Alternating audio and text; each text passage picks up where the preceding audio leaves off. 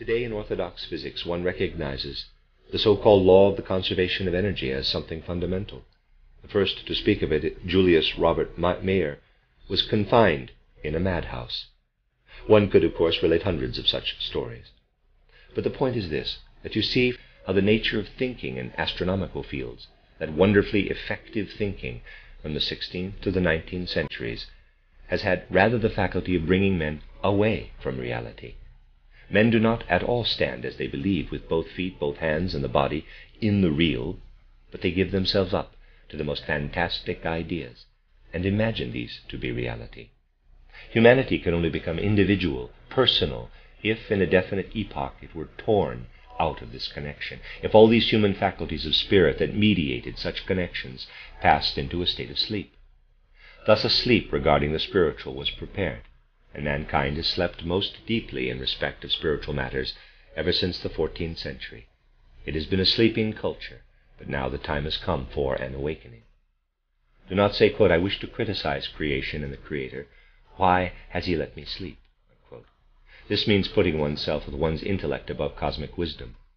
During the course of the Earth stage, human evolution must go through its sleep periods, just as much as the individual man must sleep in the course of 24 hours. Spiritual faculties, which is to say a concept of the world in the sense of these faculties, slept deeply in the centuries indicated. On the other hand, man dreamt of geometrical lines in space. He dreamed the dream of the Copernican, the Galilean, and the Darwinian world conception.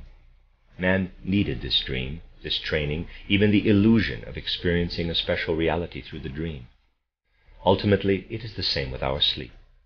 If humanity had developed the ancient spiritual faculties further, if these had not slept, men would have been tired out and would not have reached reality. They came to reality precisely by the fact that in their thinking and reflecting, and also in their social organizations, they had left reality. Because these capacities slept, past centuries have brought renewal and refreshment to mankind. In a certain respect, humanity has even become freer than it was in earlier centuries, and it will have to regain spiritual knowledge. Such things can be known.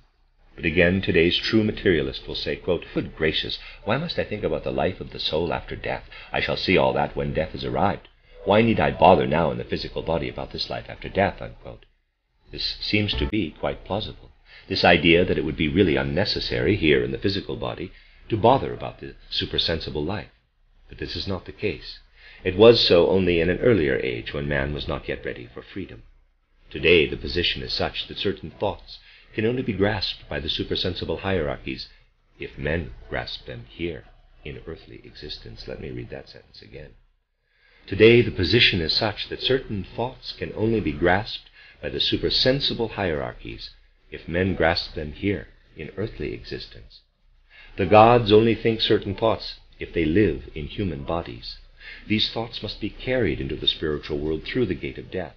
Only then can they be active. It is truly so. Inasmuch as we pursue the science of the Spirit, we are creating the right seeds for the present time, and the science of the Spirit must be pursued. You see from this that our time can become ever more clear to us through the spiritual understanding of its fundamental character and nature, in order to progress even further on the path of freedom. Much more inward ways will be found, ways much more suited to future humanity, but they must be found.